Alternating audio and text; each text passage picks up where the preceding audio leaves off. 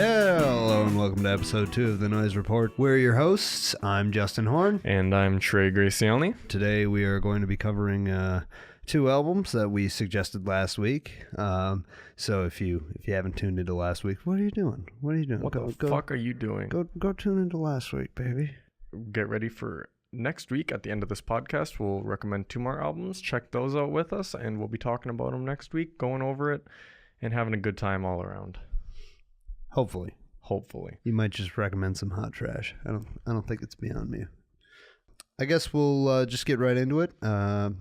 Let's start with the 12 Decembers album, 12 Decembers. So this is a band that I believe you have some personal connection to. Yeah, no. One of the singers, Azuria Sky. I listened to her music a long time ago, and I've supported her. I've gotten like shit from her and had a light conversation before. So, yeah, I heard she made a new band after she gave up her solo thing, and this is their first debut album. It was released last year, December 12th. It's kind of indie rock, synthy, alternative.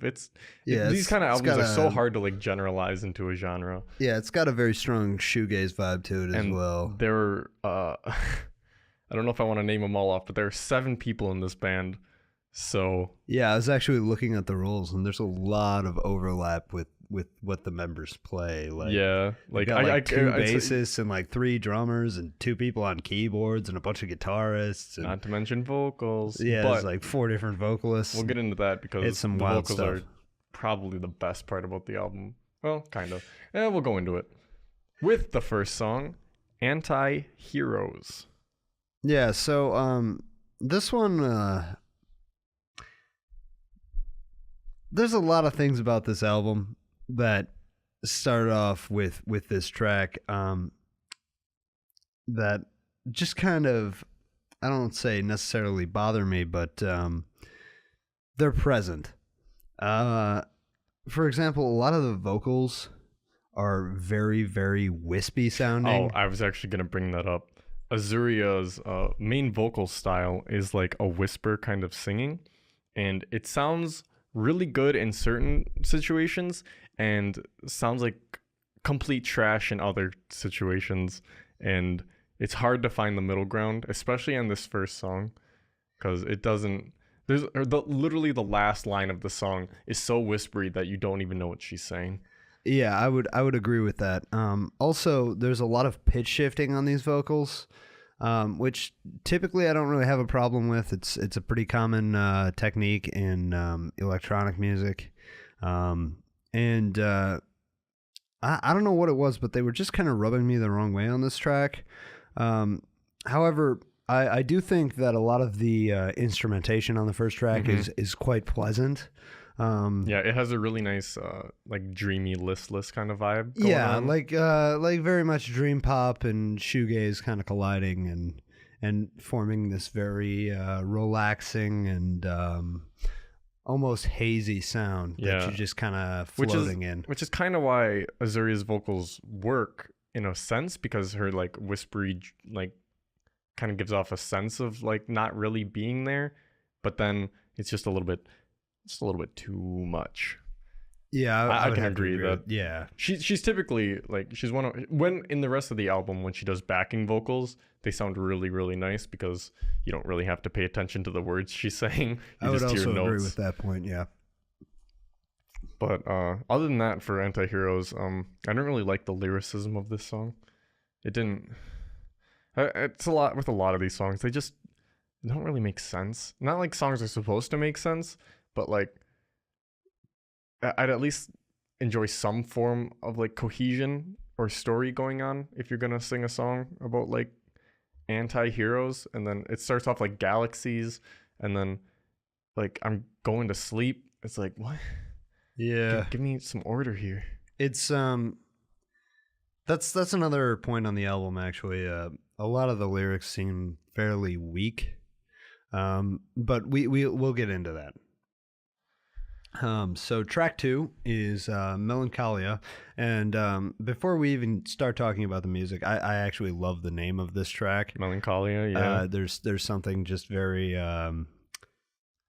very melodramatic about a name like Melancholia, and that's just very nice to me. That's like playing on all of those emo boy vibes that I get into. You know what I'm saying?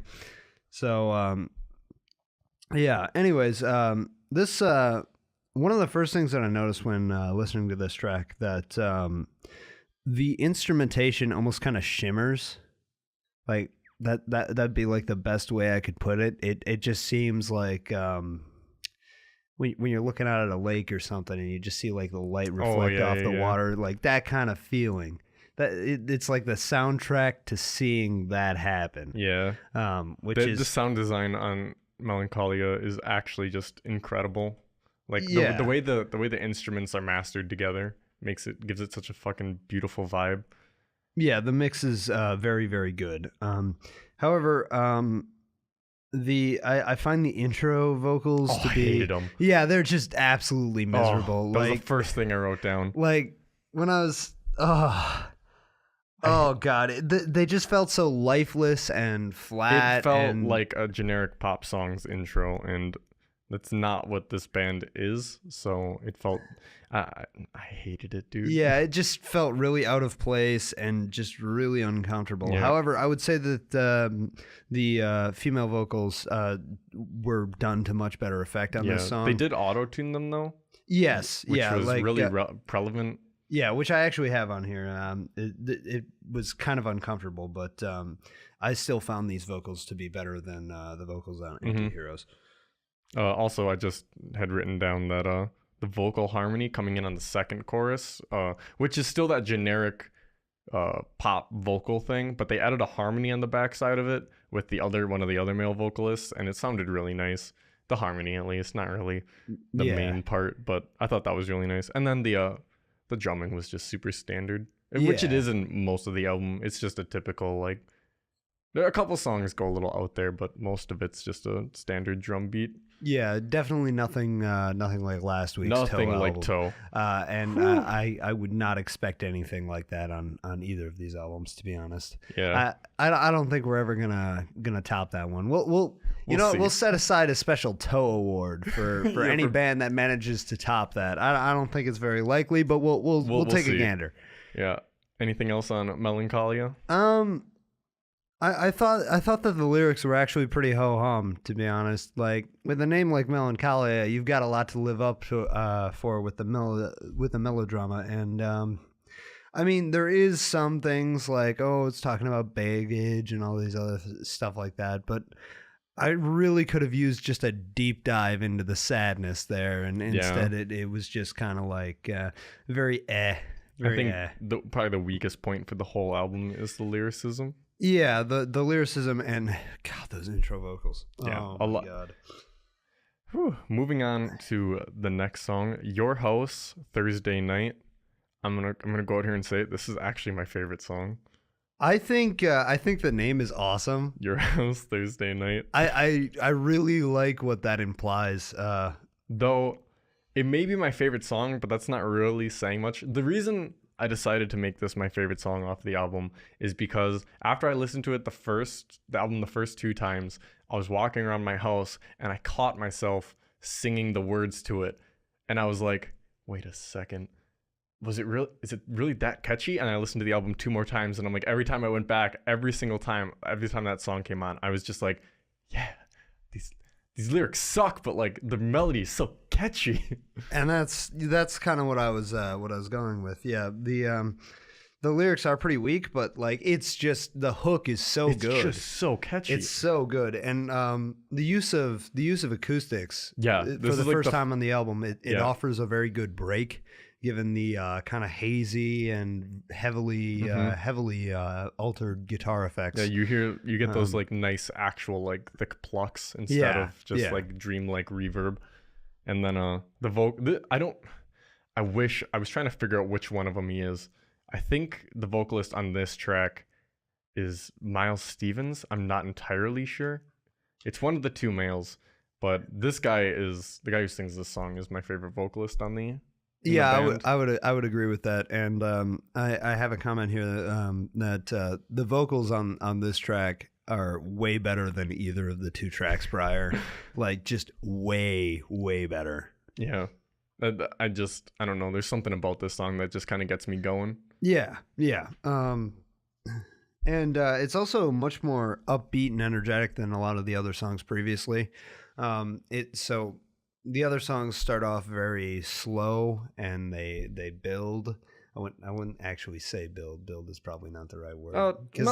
Melancholia built pretty. Yeah, like it had a nice. It builds up to a louder sound. It filled really nice. Yeah, it really filled up the mix. But like they never really sped up the tempo or anything like that. The tempos were very similar. And this song, it was much more almost like post punky. Yeah. In execution with the acoustics there.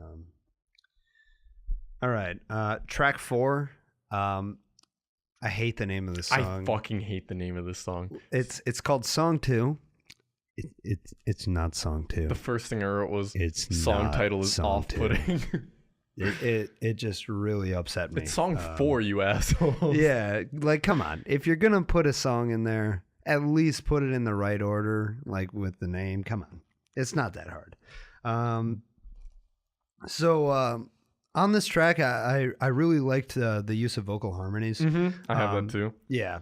They play off each other really well. Yes, they do. And the instrumentation is pleasant. I wouldn't really say it's notable, but it's the instrumentation does a really good job of like pushing the song along. Yeah. It doesn't really stand out though. Yeah, it's just very much there. It doesn't do anything to distinguish itself as special or to really drive the listener. Doesn't really hook you. Yeah, it definitely doesn't like pull you further into the song. Until fucking halfway through the song when that little like 15-second funk section comes in. Yeah. Like that was wild. Like I really dug that. I could have used for like at least another 15 seconds of that. Yeah, it was way too short. Like as soon as that fucking rhythm guitar came in, I was like, yes, give it more. And then it left, then it just kind of dipped out. I got really sad. It was very disappointing, to be honest. It's like it blew its load too early. Yeah, like, a little bit. Come on, guys. Work up that endurance. Come on. Get that stamina up. The only other thing I had was lyrics were not terrible this time, except for I really didn't dig the no part. Other than the harmonies that were with it, because the harmonies sounded really nice. The harmonies were definitely the high point. Did on this not track. dig the lyrics of no.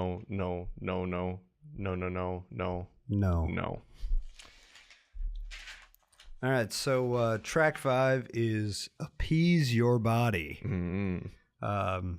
So saucy title, maybe.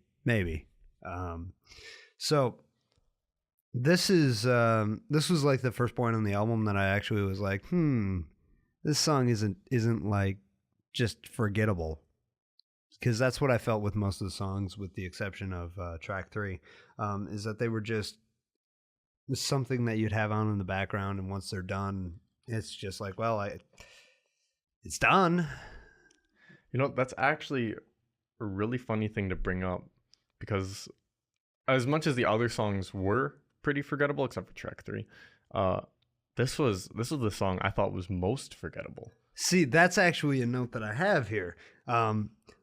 I have literally written down, well, the track seems fairly bland. I found myself enjoying it quite a bit. Yeah. Which actually just took me by surprise.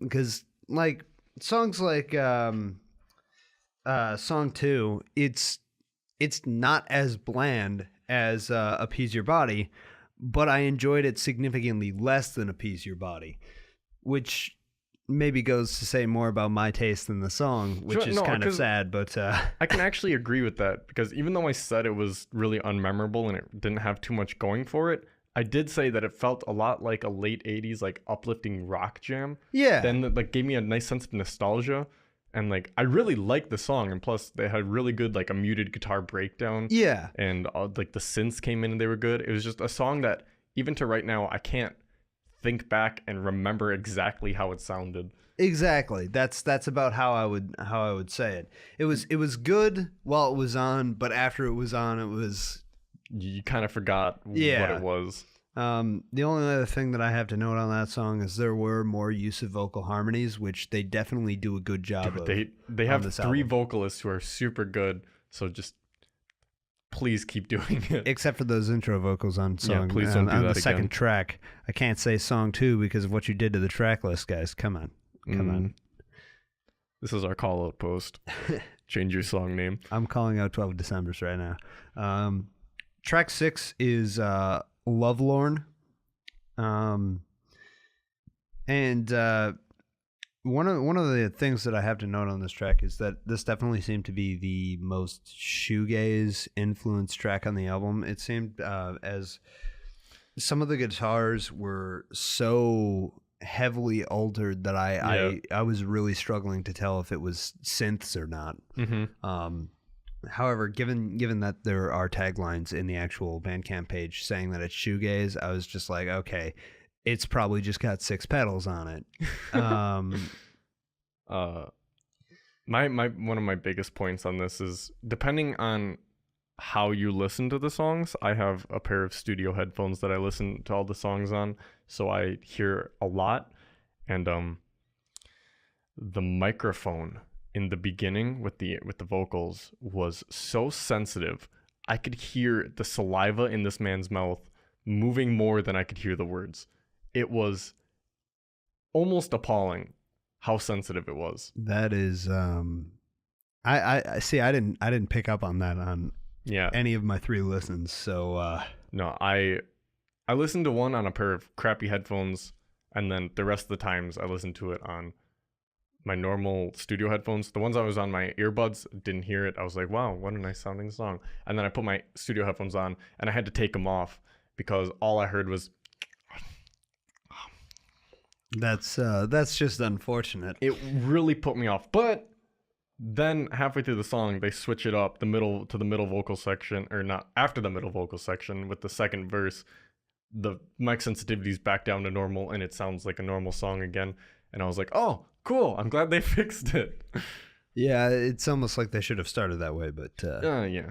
I mean, that's just something. I mean, I'm sure if you play it off of like an amp, you won't really be able to tell all that much because of frequencies, but if you have a nice pair of headphones, you can definitely tell. Other than that, it had a really catchy melody. Yeah. That fucking I can't tell if it was a guitar or no, it was a synth for sure. Yeah. But that was definitely the most ear-catching part of the track. Like, it drew your attention to it. Yep. Which is good, and I think that's something that this album really needed more of throughout the track list. Because middle section of this song, the middle vocal section I spoke of earlier, has I didn't even know it had lyrics until my 4th time listening through with the lyric page open. And apparently there's vocals that say, I awaken, lovelorn, and fucking whatever. I can't read my own handwriting. That's a shame. Forsaken. It's I awaken, lovelorn, and forsaken. And it's such like a dreamy, reverb, quiet thing going on that I didn't even know it was there until my 4th listen. Yeah, so just another side comment with the name of the track. I think this may be trying to draw a parallel to the album Loveless by I want to say it's My Bloody Valentine, which is like a seminal shoegaze album and has many similar vocal effects on it. Again, this is just my opinion. It's probably not true, but at 12 Decembers, tell us what you think.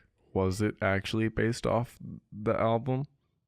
Let us know in the comment section below. The answer is probably no. It's probably not. I'm probably just it's a probably huge just asshole. a cool sounding word. I'm probably just a huge asshole. Anyway, so track 7 is Myriad. And this one was also very washed out and shoegazy. Yeah. I have guitar intro was super boring. Yeah. It was just plucking. And then if there's one thing I hate, it's ooh vocals. Yeah, the woos were very irritating after a while. Like for a little bit it's like, I can vibe with this. As nice as the vocals sound. Yeah, the vocals definitely sounded the best for the male vocals thus far on the album. Yeah, but aside from that, put effort into your words, please. Yeah, we don't just want to woo every couple seconds. Come on, that's what like millennial music is. That's is millennials. genericide That's for. millennial Like, shit. there's literally a term called millennial whoop, guys. Come on. Ouch. Other than that, I really did like the dream synths in this song. Yeah. They sure it was like listless and fucking lame, but it kind of it just made me feel nice, I guess. Yeah, it's kind of like listening to a Joji album or something like that. You just kind of get washed away in it. And I did like the vocal section, but it ended on a really weird note. Like, I don't know if you caught that too, but like the last note like just felt like not like an ending note. Yeah, I would agree with that. And much like some of the issues I had with the Toe album, it was like, really? Yeah, Really? The ending wasn't as good as it could have been, and that kind of brought it down a little bit. Once again, a lot of these songs, aside from like two, are like almost forgettable in the sense that they all kind of just flow the same way in like a dreamlike sense, and you can't really place a melody or fucking like tone to it because they all kind of feel the same. Yeah, So I would this absolutely is another agree one with of that. those where it's like, do I really remember what this sounds like, or was that one of the other songs? I would absolutely agree with that. Track 8 is Anthem for a 17-Year-Old Girl. This was actually what I was talking to you about earlier, in that the lyrics get really, really repetitive at the end. Yep. But I actually thought it did more for the song. I actually liked the repetitive lyrics. Yeah, it really did. It did a surprising amount for it. This is actually probably one of my favorite tracks on the track this one was list. super good. I typically, a song that repeats its lyrics constantly, I get really, really annoyed with, because it's like, why didn't you put a little more effort into it? But this song, like, you could tell it meant to do that. Yeah, I would say it almost intended to use that as a rhythm section. Yeah, it was almost almost. like a because the song is obviously Anthem for a 17-year-old girl, and the lyrics themselves reference back to like almost feeling like it was being in high school. Yeah, and it's almost like a chant to yourself. Yeah, or to somebody. Like that, yeah. And it like the constantly repeating of it made me like draw more and more into it, especially with the ending when everything's building up. They're adding more and more synths and drums and guitars are coming in, and it's they like had a subtle layer of vocal harmony on there as and well. everything's just kind of building up, and it all starts meshing together like that. That was huge. I really, really like the ending to this song. The only issue that I really take with the ending is that it kind of breaks down into a bit of a glitch piece. Yeah, like, I don't like that. For like the last like 2 or 3 seconds, and I'm like, you had such a great opportunity to end the strongest track on the album so far, and you ruin it with an unnecessary little glitch thing. Yeah, it just completely took me out of the emotion and immersion that I was feeling in the track, and I was like, okay, wait, what the fuck just happened? Yeah. Where did the good part of the track go? It glitched out of the system, Justin. Yeah, you're right. Not to mention, the song starts off really slow, but the more you listen to it, the better it gets. So it's definitely one of the best. Yeah, I would agree with that. Track 9 is Oxygen. So the biggest note that I have on this track is that this was definitely my favorite performance by what's her name? Azuria? Yeah, this was my favorite performance by her on this album. And this is despite how low-key everything felt in the song. Yeah. Like, everything felt super laid back, which I think makes it a pretty weak closing track. And I almost would have liked to see this track switched with Anthem for a 17-Year-Old Girl in the track list, because I feel like that song is a much better closer. But this overall, I found it very enjoyable, despite how absolutely low key and again forgettable it was. Yeah, I really liked. There was a lot more of a synth presence in this song than there were other ones. The main melody was played by a synth instead of a guitar, like most of the other songs, and that made it a huge difference. And against your point, I actually feel like most of this song throughout the entire thing gave off a really good like ending kind of vibe. Like, it made me feel like something was going to end. But then it gets to the end of the song and then it just abruptly is over. And I'm like, wait, you didn't lead me out of this. You just stopped and now the album's over. In that case, I would have liked the song to have switched with Anthem. But if they had done the ending properly on this one, I think it could have gone really well as like an ending point to this album.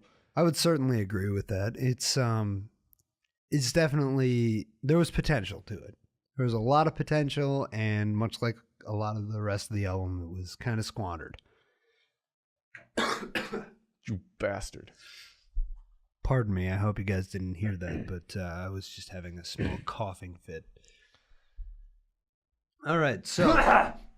Sorry. Why do you got to bully our listeners like that, dude?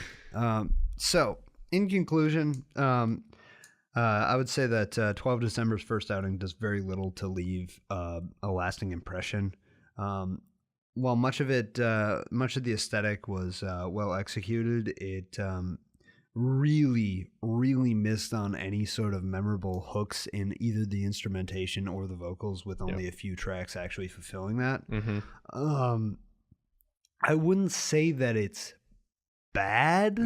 I wouldn't by say any it's bad means. either. I wouldn't say it's great. Yeah, I'd say it's good. I would say it's remarkably average.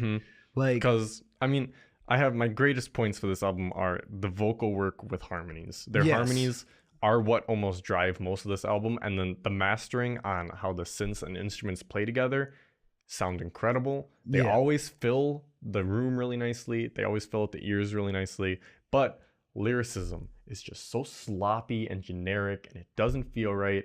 And the whole album, aside from like 2 songs, are just so unmemorable. Yeah, it's really just background music. It's good background music, but it's not something you're gonna go back to and just be like, oh yeah, this is this specific track on this album with like this one or two exceptions. This point of my life. Like, you're not gonna think that when you hear these songs, which is kind of sad, but I don't think that's what the songs were exactly going for in their own sense. But I do hope that in the future they can work on some of these mistakes and improve them, because I'm sure if they improve on some of the little things like their writing and making their hooks and like melodies just a little bit more memorable, they could make some incredible music.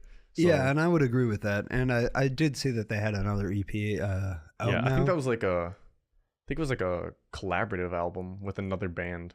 It might have been. I didn't really see. I didn't listen the to link it. To the collaboration, and I didn't listen to it either. But hopefully they can improve some of the issues on this first outing. So just looking across the table, I can see we gave the same score. Yeah, a 6 out of 10. 6 out of 10. It's slightly better than a 5. Yeah, because 5 would just be like so remarkably bland and boring that there were high points on the album. Certainly. Like I really enjoyed Anthem, and Oxygen was also quite pleasant from the ending, and Thursday Night was also quite good. But just everything else was just bland or boring. And like the intro vocals on track 2 were just downright offensive, I would say. Hurts me. But let's move on to Justin's recommended album, Blitzen Trapper's Destroyer of the Void. All right, so this is kind of a band that I stumbled onto accidentally a couple of years ago, and they're like an alternative country group, which I know Trey is not a fan of country music at all, so I figured I'd throw something at him to upset him a little bit, give him some, just a little bit of distaste, just a wee bit of distaste. You might have thrown in some country at me, but you threw also one of my favorite genres out there, alternative. So there's a good half and half with me on this one. I would also agree with that. Let's get on to the track 1, Destroyer of the Void. So I actually have a lot of notes on this track because this is basically like 4 different songs in one. So it starts off with like some very solid vocal harmonies, and like the instrumentation on the first section is standard guitar, bass, piano, a little bit of drums, and there was like some other acoustic instrument that wasn't anything I was familiar with. I couldn't remember. I know what it is, but I could not remember. I was thinking, like, is that a glockenspiel? But like, I No. doubt it's a glockenspiel. Glockenspiels, I would know if I heard that. It's a string instrument. I just don't remember which one. Yeah, and overall, the first part of the track I found to be very pleasant. Kind of, I would say that the vocal harmonies were almost honeyed. Yeah, that's a description that I would use for that. I thought the harmonies they mixed really well with the instrumentals that played with them too. And I would say that's definitely a common thread through most of the album. And then the part two section, it just kicks in with like synthesizers and like harder bass and drums and stuff. It really picks up in the second half. It's like almost a completely different song than the first half. Yeah, it almost comes out of nowhere too. It's almost blindsiding. There's like a very it like does a fake ending where it dips out and then it comes back in and it's like really, really strong. And I would say it showcases the talent of the vocalist and his ability to kind of switch styles in that quick. Eric Early is the vocalist, by the way. Yes. Very, very talented fellow. For the most part. He has a nice sounding voice. I'll give it to him. Yeah. I do think that a lot of the intro, like first half of the song, went on. It felt like almost a bit too long which happens a lot on this album actually. There's no change in the vocal melody, so it's just consistently the same notes being sung to different words. Yeah, which kind of annoys me a bit because you have a lot of room to work with when you write music, and this guy, he has somewhat of a range, so I would have liked to have heard even just like maybe in just like a 2-measure key change at one point just to give it a little spice. But then the song goes on for like 6 minutes. Yeah. So the spice does come in with like part 2, and then eventually the third part, which it starts with a kind of an odd sample, which I felt was otherwise misplaced for the rest of it, and then like there's some like very intentionally sour notes that go along with that sample before it just kicks into something that it seems vintage, like maybe mid 60s rock, like psychedelic rock, and it's a decent part on the album. They definitely do not revisit that sound anywhere else on the album. It's unique to simply the opening track, and it goes on for like maybe a minute. And then it cuts back to something that sounds very similar to the intro to the track. The very same kind of style, except it lacks the vocal harmonies. The whole song felt really ballad-like. Yeah. It was like it was almost like an odyssey, except you'd almost expect it to be longer. And instead it's only 6 minutes. And again, the closing part of the song also harkens back to the intro with some of the lyrical themes, even going as far as to say "Wayward Son," much like it did in the first part. So I actually love this track. One of my favorite tracks on the album. I think it's a really good opening for what the rest of the album has to offer. It introduces you to basically everything that they are capable of doing on the album, and it does so in a fashion that isn't like, standard. Okay, well, I don't need to listen to everything else on the album now. I do also like how it's the mainstay song too, Destroyer of the Void. Yes, yeah. So it really, like, they just hit you right away with, this is what we can do, get ready for the rest of this. I suppose the one complaint that I would have about this song is that it's I feel like it'd be difficult for a casual listener to just you start with this you song. Definitely could not be a dude coming off of fucking hip hop and then you're like, maybe I'll listen to this guy. My friend recommended him, and they sit down for a minute and they'll hear it, they're like, Yeah, and like the amount of tonal shifts throughout the track would be very off-putting to somebody that's not really into music, because it just covers so much ground so quickly, which I feel like detracts more from the song for people that aren't necessarily into that. All right. Good talk. On to track number 2, Laughing Lover. I didn't really have much to say on this song. There's a midway transition halfway through the song to the second verse that just totally threw me for a loop. It was completely unlike the entire beginning of that song, where it's all kind of just a nice vocal melody and there's a nice guitar interlude every so often. Yeah. And then all of a sudden halfway through, it's just like it throws in like a synthy wavy thing and then it pops right back in, and I was like, okay. Yeah. You freaked me out there. That being said, well, this is probably one of my most air tracks on the album. Yeah. I wouldn't go so far as to say it's bad, but there's some good lyrical moments on there. I really like the lyrics Yeah, on this song. that's also a common thread with Yeah, this dude is an group. amazing lyricist. Much of their lyrics on this album are excellent. Just straight up excellent. Their writing Incredible, is, actually, I would even put yeah, it their at. writing and simile and metaphors are all very, very strong. They do a good job of presenting themselves as kind of like an alternative folky country group, and their lyrics definitely resent that. My biggest issue with this song is actually how the chorus just kind of dirtles around and does nothing before suddenly being like, yes, the chorus is done. Yeah. I wouldn't say that it outstays its welcome, but it definitely again stays too long for the casual listener. It's definitely standing in the doorway and you're asking it to leave, and it's just trying to tell you one more thing. Yeah, it's like that one character from that Jackie Chan TV show, One More Thing. That's a really old reference for those of you that maybe watched like Kids WB like 20 years ago. That was us. Could be. Don't believe in it. Anyway, so Next song, track 3, Below the Hurricane. I really love the guitar in this song. yeah, I would say much of it is. I'm a slut for like plucking strummed guitars, and like they really, it's so accentuated for this song that I can't help but to love it.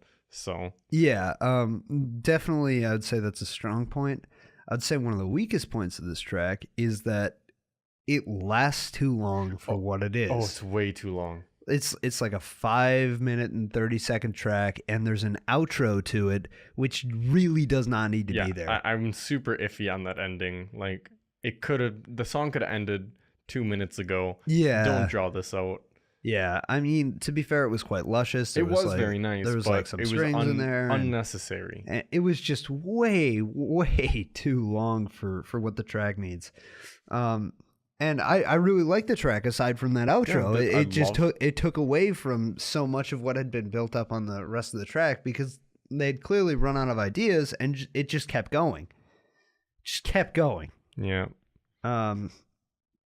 Which I feel like is a real shame for that track. I do really like how about halfway through the song, the drums start filling in the song too. Yeah, that was at around 2:30. Yeah, it really starts to fill the mix, and then at about like 3:35, the guitar plucking gets a harmonic layering with another guitar, and that sounds super nice too. And it's like everything sounds nice, but it sounds not nice enough for me to want to listen to it for 5 minutes. Exactly. While nothing really happens. Yeah, and it's just kind of like the same motifs that they're playing. Yeah, it's another example of it's the same vocal melody being repeated six times. Yeah.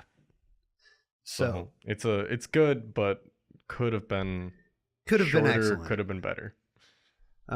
Track 4 is The Man Who Would Speak True.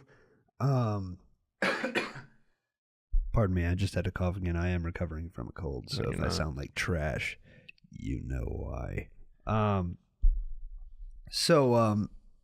This is almost exclusively a acoustic guitar and harmonica driven track. Yep. There's almost, I wouldn't say there's any drums at all, not that I can remember. I don't remember. That one of the things I have written down is that it was lacking in musical fulfillment. Because it was missing so many instruments, it felt like there was something missing the whole time, but super made up for it with the incredible lyrics. Yeah, the lyrics are actually just phenomenal. It tells a story. It's an incredible way of telling a story through a song. It almost reminded me a bit of like a Bob Dylan song. Yeah. Because it's just an acoustic guitar and a harmonica and a guy telling a story through his vocals. And no, I'll admit, I don't like country music. I hated the harmonica in this song and the next one. It irritates me. I like what it does musically, but the sound it makes really irks me. It's like a slightly It's shitty. really, it's grating. It's a mouth accordion. If it was a melodica, maybe I'd feel a little bit different. But since it was the harmonica, you get that really graty, like metallic sound almost. Yeah. Harmonica needs to be really well used for it to not just come off as like, yes, I'm a twangy country bumpkin. Yeah. I like what it did melodically, but how it sounded is what irks me the wrong way. Yeah. So, if the story and vocals weren't so compelling on this track, I feel like this would be just a throwaway.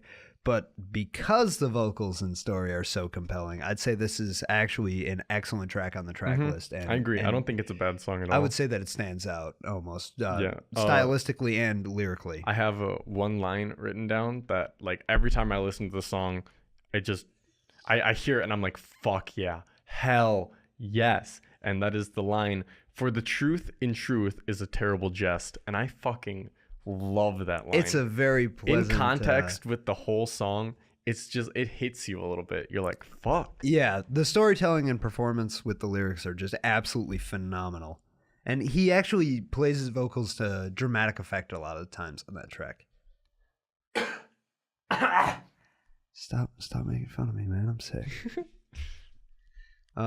So track 5 is Love and Hate, which cliched name, but I'd say relatively good song. For the first time, it had a vocal melody that was like super catchy. Yeah, in this album, there's a good like classic rock vibe going on with it. It was very much less country vibe and very much more like this could have come out in the 70s around the same time as something like I don't know, like this could have been like an opening act for like the precursor to Van Halen. I don't know, something like that. It's not like so extreme that you'd think, oh wow, this is as good as something that Jimmy Page would write for Led Zeppelin. No, it's not that proficient, but it's very pleasant. It's very pleasant. I'd say it's very well executed. Yeah. And it's kind of broken up throughout the song with little short solos. Yeah, I actually have that written down. I loved the solos in between all the verses. They're just like the multitude of like different solos they had, the different instruments doing solos, super nice, and they all play off each other really well. Yes, it's almost like they're having like they're all having a conversation with each other. Like, I'll show you up this time, just you watch. And then Boston, that's the band I was thinking of. They could open for Boston because it's a very arena rock sound. For Boston, in Boston. No, nobody can open for Boston in Boston. That would not be. They would bomb. They would just straight up bomb opening for Boston in Boston. But this track is almost like a smart version of arena rock country, I guess is how I would put it. It plays itself very well. Mm-hmm. I really don't have like any downsides to the song. I thought it was a solid song. It's one of my favorites on the album. Not my favorite, but it's up there just because it's got such a different vibe to it that it really stood out to me. I would agree with that. It's definitely an excellent break in the track list. Track 6 is Heaven and Earth. I wanted to love this song. I really, really wanted to love this song. However, this song has one of the most annoying vocal motifs. I hate this fucking chorus. It's absolutely obnoxious. Everything else on the song is phenomenal, and then it gets to this point where it's like, heaven and earth is mine, says I. Heaven and earth is mine, says I. And he just repeats it over and over and over again. One part, I think he repeats it like 7 8 times. Yeah, it's way too much. In like spurts of 3. I think he does it 3 times throughout the whole song. Yeah, and it's just It has no melodic variation. It's always the exact same thing. And it wouldn't be as bad if it wasn't repeated so much, and if the melody was a little bit more catchy and the words weren't so annoying. yeah, and like I'd say this is one of the weakest vocal deliveries just for the chorus. Like the rest of the song, I'd say is vocally delivered excellently. I like a lot of the lyrics on the rest of the song. I like most of the instrumentation, but this chorus is just so obnoxious and just it doesn't do anything for the song. It doesn't even really make sense with a lot of the lyrics. It's just kind of there. Yeah, I have that the verse vocal melody. In between all the heaven and earth is mine says I shit. It's super sweet yet somber, and it sounds beautiful, and like there's that string section accompanying the piano, which flows beautifully, and you're feeling really good, and then heaven and earth is mine says I. Yeah, and so much of the instrumentation during the chorus is flat too. Like it's just like one piano note or one cello note or one there's bass that like note. occasional electronic ping sound that goes off. This song would be so much better without the heaven and earth part, thus making the track's name irrelevant, but I don't really care. It's just, it would have been so much better without it. Give us a new chorus, please. Honestly. Track 7 is Dragon Song, which it's so groovy. Yeah. I don't really have another way to put it. The bass is just it's just so groovy. I couldn't help but bob my head into it. I love how almost every section, the style changes in some way. Yeah. Like it starts off one way, it hits the bridge, and all of a sudden it's fucking an entirely different jam, and then it hits the chorus and it's an entirely different jam again, and you're like, the whole time it's keeping you like listening to it. Yeah, it keeps you musically on the edge of your seat, on your toes. And one of my favorite parts on the track is that the bass is very prominently featured in the mix. And I'm a bassist. Says the bassist. You shut up, man. Okay, I like that bass. Bass made me happy. I thought this was an all around just a really, really good song. Yeah, definitely a very strong point on the album. It wasn't too standoffish. Like it didn't really throw itself like to the top of the album where I don't know if that's where you think it is. No, it's definitely not the best song on the album, but at the bottom with Heaven and Earth. Yeah. It is above middle for me. It's not the greatest song, but it's definitely not a bad song. Yeah, and it's a song that's stuck in my mind. And it's like one of those, much like Love and Hate, it's one of those songs that like I could think back in the track list and remember what it sounded like. And plus the vocal the fluctuations in the vocals on the melodies and like the chorus part is super nice. It's actually different between the first chorus and the second chorus. Would you believe it? I wouldn't. But they did it. Check it out next time. Anyway, track 9. All right. Track 9 is The Tree featuring Alayla Diana? I don't really know. Whatever. Her name is Alayla, and the song's called The Tree. And this is my favorite song on the album. Can you guess why, Justin? I have no idea. I think we're going to fight because this is my least favorite song. Really? Yeah. The first ever differentiated opinion on a song. Round 1, fight. So I like a lot of the instrumentation on this album. However, I feel like the female vocalist adds almost nothing to the track. And a lot of the lyrics are, I feel like they're really weak on this track. Like there's one point in the lyrics where the narrator is talking about looking up this tree. I'm assuming the tree is a metaphor for life and growing as a person and climbing up the tree, which is very sweet and whatever. But there's a point in the lyrics where he's talking about looking up the tree and he's seeing his father, and his father's beard is made out of bees. And I'm just like, okay, look, I like bees as much as the next person. Bees are great. Bees are dying at an alarming rate. Save the bees. But he needs to stop talking about his father's beard being made out of bees. That doesn't make any sense. It irritates me. I was disgruntled. I was upset. And also of note, this music video. I don't did know. not see the music video. Okay, well that's a good thing for you because I feel like you would absolutely despise this track. Oh, no. It's like they're shot on a shitty green screen. It's like with a CGI tree, and they're like clearly you know that visual effect you have when like somebody is shot in something and the lights are like way too bright and like you can see it around. No, not the lens flare. Like you can see that like with the environment that they are juxtaposed on, like their skin is clearly too brightly lit. Oh, it's just the differentiating lighting. Yeah, the lighting is absolutely awful on the two vocalists. Like it just looks like they're way too bright with the picture of the tree and the lighting on the tree. And the music video is just so bizarre. It's so weird.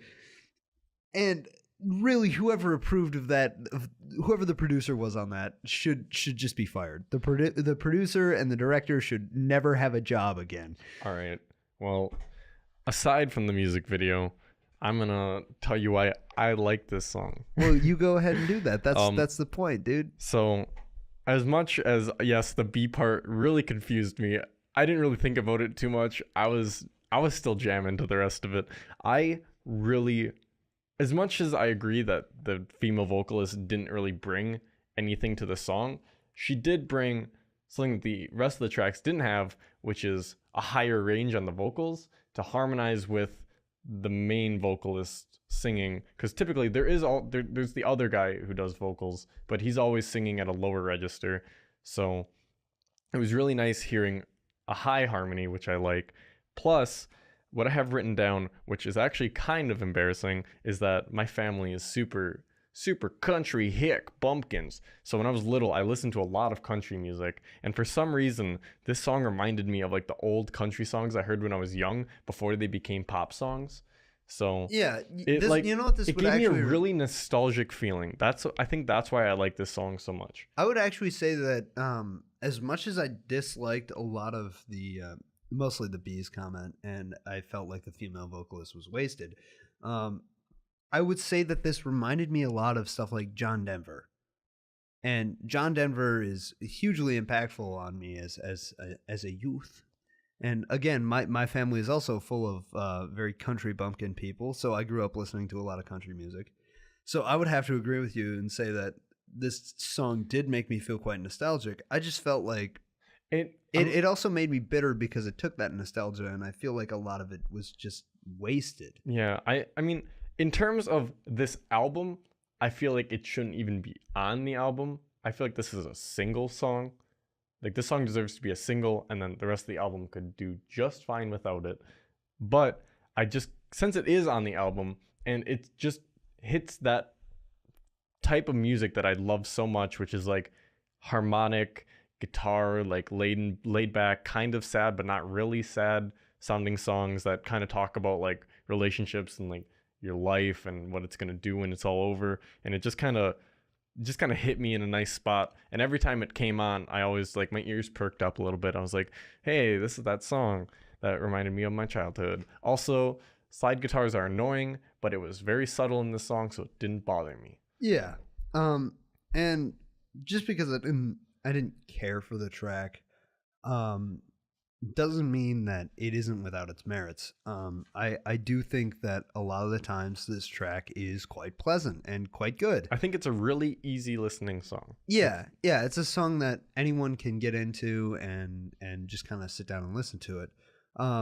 And I do like a lot of the way that the guitars mesh with the chorus, where the part where it's like never ending, and then like there's always like this dum dum dum, to like bring it back into the verses. It's executed very well. I just didn't particularly care for it. I mean, that's understandable. This song was pretty much my generic style of, if I'm to listen to a country song, that's the kind of song I'd listen to if it weren't alternative. So it's weird. I don't know. I have fucking odd tastes. Next song, though. Is this track 8 or 9? I don't remember.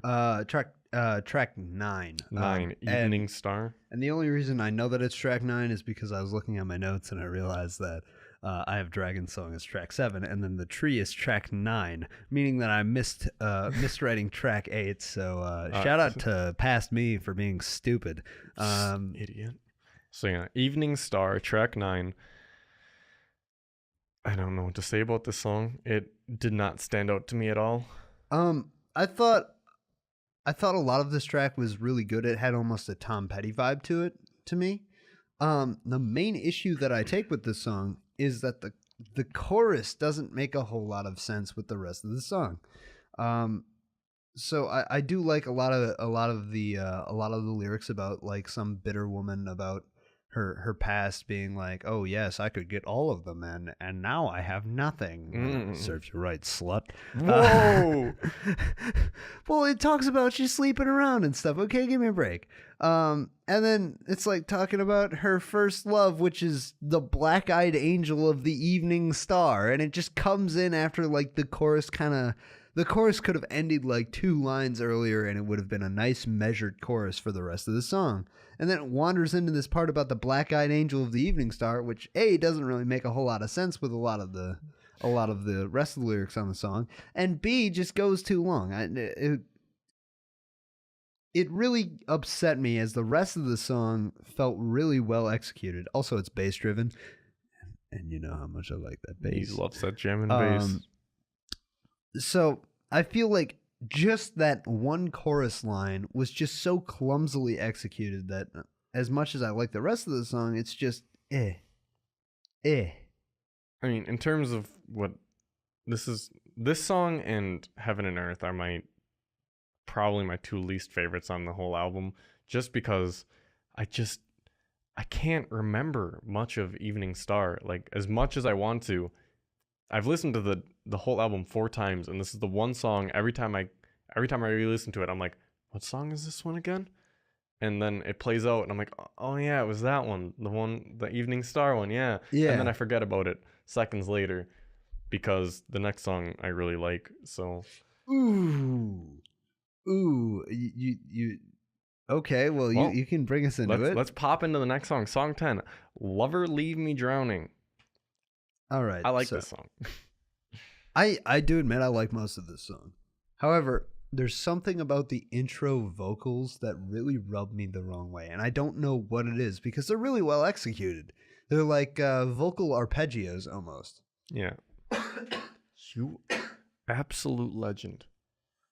Okay, I got a cough. Man. Anyway, see, what I have is I really like how the style of this song instantly grabs your attention, because it's coming off of a song that I wasn't really super into, and I couldn't like really place a finger on it, and then this song just grabbed me instantly with how different it sounded. Oh yeah, it's definitely different for the track list. And I was like, whoa, like holy crap, I'm digging it. And then I do like how the vocals work really well with the instrumentation. Again, as always, that's just a high point of this album, is how the vocals sound with the instruments. The one thing I really didn't like about this song, and most songs in general, is when you get a fake out ending. Yeah, that's at around like 2 minutes or so. Yeah, 2 minutes it always and 30 bugs seconds. me. It fades out completely, and then it comes right back in, and you're like, oh, okay. But I was okay with the fake out this time, because I really fucking love the guitar that plays. Like the detuned guitar. Oh, it's so good. That is honestly one of my favorite parts on the album, and I'm so disappointed it's in like that. Most of the arpeggios and the fake out really irritate me, because the detuned guitar passage is absolutely phenomenal. I got pretty. That's actually pretty much the main part of the song I like too. Yeah, like I say I like this song, but it's mainly just how the vocals sound towards like the chorus and shit, and then the guitar. That guitar at the end just really sells me. I'm okay. I'm willing to look past the fake out ending for that guitar. Yeah, if I could have it, I'd just cut the entire beginning of the song, and then I'd only take the ending. Yeah, I would agree with that. I feel like that is definitely the strongest part of the track, and I could have used a lot more of that. It was just so mind-blowing that it was like such a flash of talent, I guess. Yeah. Really. You gonna let me finish? Look, man. It really stood out, I'm is what I was gonna say. Aside from "Love or Leave Me Drowning," which is a cool name, by the way, I like that name. We're going on to track 11. The Taylor. I really like this track lyrically. Me too. And it really explores like the higher range of the vocals for most of it. And the instrumentation, again, going back to this honey descriptor, it just sounded like just so sweet, like very glistening and happy and pleasant. It was just very, very nice. Also, this track uses sleigh bells, and I fucking love sleigh bells. Sleigh bells are cool as shit. I do love the bells that are strewn throughout the song, especially when they mix with the electronic synths that decide to pop in too. Like, it all sounds super nice. Though, something I had written down, but I forgot to write down the name of the song. The first notes that play in the guitar pluck, when it's plucking the two notes, are the exact same plucks from a different song. And every time that song starts, I'm like, wait, why is that song playing? And I, in my head, would think the lyrics would start to play, and then this guy would start to sing, and I'm like, oh wait, I'm listening to Destroy with the Void. That's right. Whoops. I should have written down the name of the song it reminded me of. Maybe I'll add it in post, but if I remember. That's just something that instantly stood out to me every single time I listened to this song.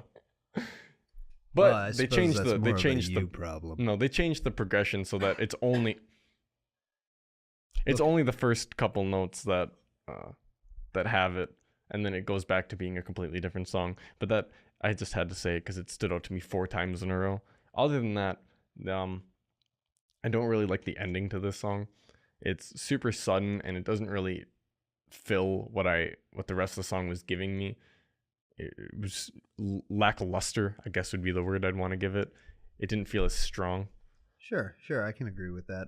I would also note that this is another song that tells a story. Yep. Oh yeah, it's a super story-driven one, and I love it. Yeah. Lyricism is god tier. This dude knows how to fucking tell a story in a song. All right, so the final track is titled Sadie. I'm gonna put it out there. I really couldn't get into this song because Sadie's my sister's name, and it just kept eating away in the back of my mind. Like he's singing about like, oh, I can never change, and I'm like, wow, Sadie's my sister. To be fair, from what you've told me, she really can't change. Got him. Other than that, I really like how the song kind of has a heartbreak vibe to it. It's not really a heartbreak song though. It just has that vibe to it. Where it feels like if it was a pop song, it'd be like the breakup song of 2010 or whenever this album came out. It would have to be more energetic for that. Yeah, no, it just had a really nice vibe to it, and then the way the voice had like different fluctuations and accentuations really stood it out, aside from whenever he said Sadie. Yeah. And actually, that's one of my complaints on the song. Especially the first time he says Sadie, something about that really seemed off key to me. Like the very first line, like Sadie, it just felt really rocky and not like my relationship with my sister. Just like it just felt really out of place with the rest of the vocals on the entire album, and maybe that's just me being slightly judgmental, but I mean, it's good to be judgmental. I don't really think this was I'm not sure that's the words you're looking for. Maybe not. I don't really think this is a very good final song. I would agree with that. For the album. I feel like the Taylor would have ended it better if the Taylor had a nicer ending. Yep. But I think the weakest point of this band is their endings. Yes. For some reason, they just can. It seems like a lot of bands have that issue. I feel like the ending is almost one of the most important parts of the song, and nobody ever seems to get it right because they'll either do a sudden stop or they'll just fade out the song while it's still playing, which I hate, by the way. That was in the tree. That was something I didn't write down, or I didn't say, is that the ending of the song is just that it's still playing, but they just fade it out. Yeah. I hate that. I hate that. I actually know quite a few people that hate that, so I do not blame you at all. See, to me, it makes no sense because there's no defining endpoint to that song. And if you just fade it out, how am I supposed to finish like singing along to this shit? You want me to just fucking fade my own voice away? Like, never. Yeah. Like, what the fuck do you expect me to do? I would say finish your song like a normal human being and make it interesting and gripping and make me want to listen to the song again.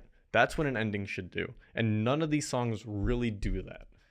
I would have to agree on that. For Love or Leave My Drowning. Because that guitar part makes me want to listen to the song again. Yeah, the guitar part just kind of does that on its own, though. Yeah, that's just the guitar. I would say that, again, yeah, like with the fade out ending, it's very difficult to execute, and the best songs that execute it do it on purpose in such a way that it's to make you think, wait, why didn't this resolve? I'm really uncomfortable now. Yeah, there's a difference. Think something like Hotel California. Yeah, there's a difference between like using the fade out as a stylistic choice and using a fade out because you don't know how to finish your song. Yeah, and I would say that for most of this album, it leans on the latter part for this band. So in conclusion, I would say that this album is very much a mixed bag for me. And relating to the 12 December's album, it's not very memorable, but it's consistent, which is something that this album lacks. It's all over the board for me. That being said, I'd say that a lot of the highs on this album are really, really good and really, really memorable. Mm-hmm. Like it's something that really sticks with you. However, I concur with that. I would also say that the lows, for me anyway, are really, really low. It's not that they really detract from the songs as a whole, but like when I think about the songs, I don't think about what I liked about the songs. I think about like the one or two small things that just drove me nuts. Yep. Like The Tree is overall a good track, but whenever I think about The Tree, I think of the music video and I think of the beard being made of bees, and I just get irrationally angry. And again, maybe that's fault with me, but like, I don't know. I feel like that could have been remedied fairly easily. Yeah, I have the overall just high points of this album are definitely the songwriting. Yeah. The lyricism is a top tier. Like this guy could be writing like almost anything and I'd probably listen to it just because of his lyrics. The guitars and instrumental music is all well done. It's always played proficiently, but there's such a lack of melodic variation in terms of vocals and the instruments. It's all kind of stale throughout a single track. Very rarely is it different except for a few select ones. And I just think the whole album is kind of easy to lose interest in. You listen to a couple songs and you think they're amazing. They have a couple low points.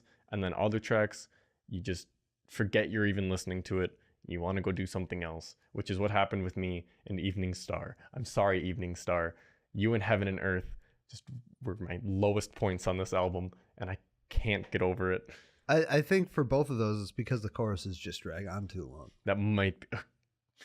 We don't talk about Heaven and Earth. We don't talk about that one. Anyway, overall, I give this a 6.5, almost a 7, because of some of the points of this album are just so high. But it's a wavering 6.75. I give it a 7 because the tracks that I like, I really, really like, to the point that I will actively seek them out. For example, I play Destroyer of the Void at least once a week, which is pretty impressive given my musical catalog that I have to choose from. And overall, again, to touch on the vocals, I'd say that they're actually the strongest and weakest part of the album. Mm-hmm. Like, it's like a double-edged sword. It's sometimes the lyrics are so good you can't believe a human being wrote them, and sometimes they're so bad you wish a human being hadn't wrote them. Heaven and earth are mine, says I. So yeah.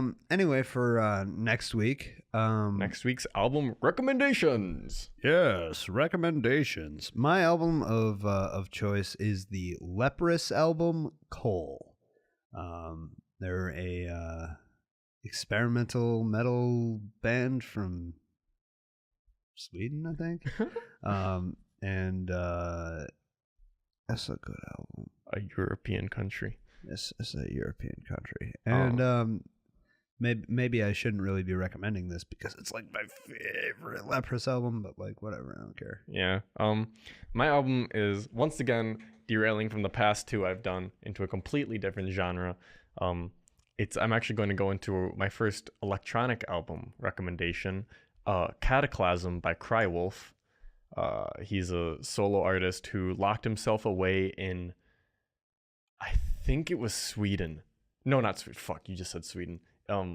Greenland. I think he actually flew to Greenland, locked himself away in a house for like 3 months, and wrote this album.